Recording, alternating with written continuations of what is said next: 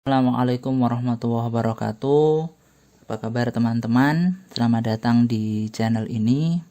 Pada video seri kali ini saya akan berbagi kepada teman-teman mengenai deep learning.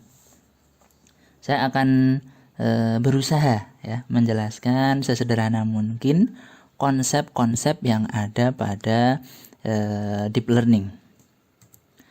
Kita awali dengan mengenal secara singkat apa itu AI atau Artificial Intelligence, ML atau Machine Learning, dan DL atau Deep Learning. AI sendiri merupakan a type of advanced technology, salah satu jenis teknologi tingkat lanjut yang dapat menyerupai kecerdasan manusia. Jadi ketika suatu mesin yang di dalamnya terdapat AI, maka mesin tersebut akan dapat berpikir dan bertindak seperti manusia. Nah, tentu saja AI memiliki banyak cabang ya. Salah satunya adalah machine learning. Kalau kita lihat pada gambar machine learning, posisinya berada di dalam AI dan lebih kecil ya.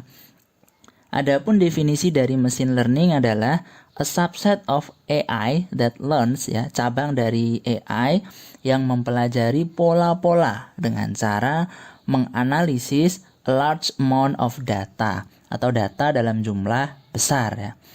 Definisi yang lain, machine learning adalah cabang dari AI yang dapat belajar dari pengalaman tanpa diprogram secara mendetail. Nah, selanjutnya kalau kita lihat pada gambar, terdapat lingkaran yang lebih kecil. Lingkaran tersebut menunjukkan deep learning, di mana deep learning merupakan a subset of ML, cabang dari ML, that use neural networks, yang menggunakan neural network atau jaringan saraf untuk mempelajari pola-pola dari suatu data.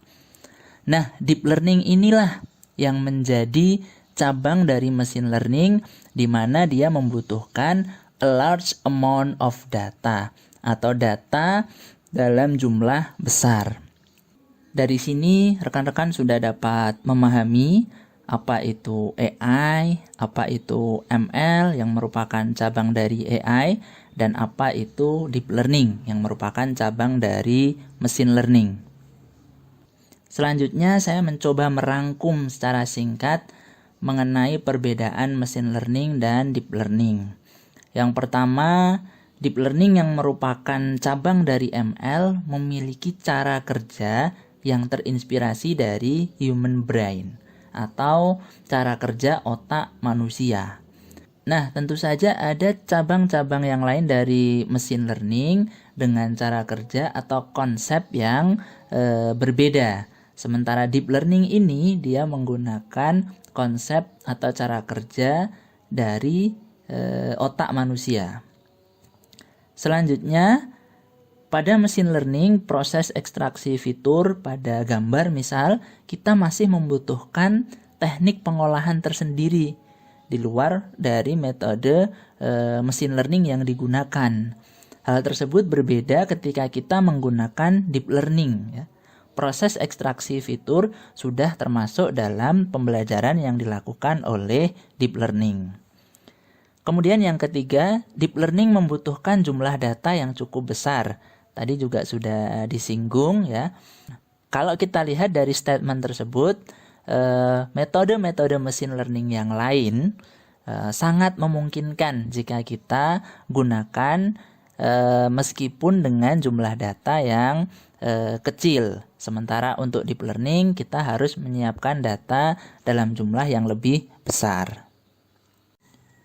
Oke, kita lanjutkan. Nah, mengapa kita harus belajar deep learning? Ini penting teman-teman ya. Bisa menjadi penyemangat kita untuk belajar deep learning. Yang pertama, deep learning menjadi salah satu metode yang tangguh untuk menyelesaikan masalah. Di lapangan kita ketahui bersama bahwasanya banyak penelitian-penelitian yang menggunakan metode deep learning. termasuk para praktisi industri. Mereka sering menggunakan metode deep learning untuk menyelesaikan masalahnya.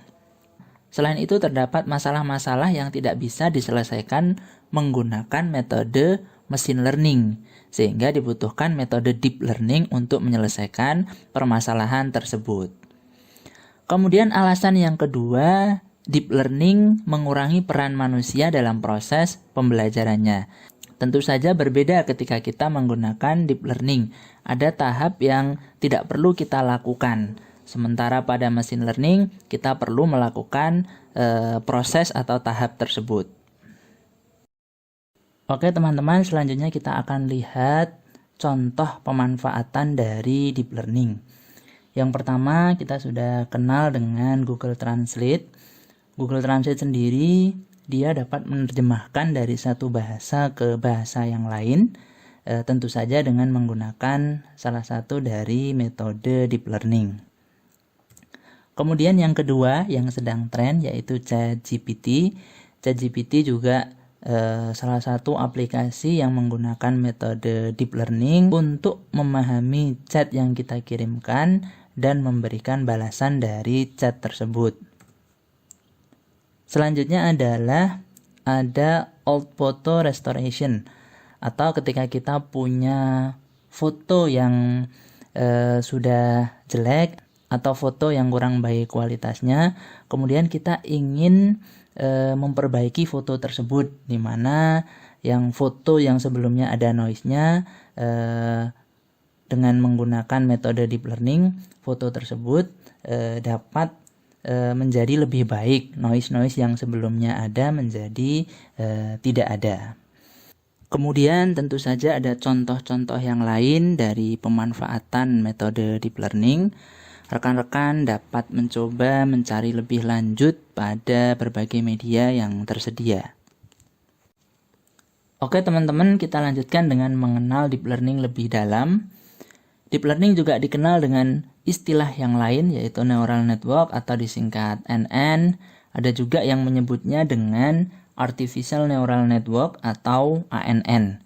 Atau kalau kita bahasa Indonesiakan adalah jaringan syaraf tiruan. Pada layar, rekan-rekan dapat melihat gambaran dari neuron yang terdapat pada jaringan syaraf otak kita. Pada otak kita, jumlah neuron tersebut jumlahnya cukup banyak, berkisar antara jutaan atau bahkan miliaran. Pada gambar tersebut, kita dapat melihat terdapat 3 bagian yang kemudian cara kerjanya diadaptasi pada metode deep learning. Bagian yang pertama adalah dendrit. Dendrit merupakan jalan masuknya suatu informasi, atau dengan kata lain, dendrit dapat berperan sebagai penerima input. Input tersebut kemudian diproses pada bagian nukleus, yang kemudian hasilnya disalurkan kepada neuron-neuron yang lain melalui akson. Nah, secara sederhana, cara kerja deep learning sebagaimana jaringan syaraf tersebut bekerja. Struktur jaringan syaraf pada gambar bagian kiri jika kita ilustrasikan pada metode deep learning dapat kita lihat pada gambar bagian kanan, di mana terdapat input mulai dari X0 sampai dengan Xn yang merupakan representasi dari dendrits. Kemudian terdapat linear function dan activation function yang merupakan representasi dari nukleus, dan terdapat output yang merupakan representasi dari akson. Oke, cukup sekian untuk video kali ini. Kita lanjutkan dengan video yang kedua dengan pembahasan single layer neural network atau yang dikenal dengan istilah perceptron. Terima kasih, demikian dari saya, semoga bermanfaat. Assalamualaikum warahmatullahi wabarakatuh.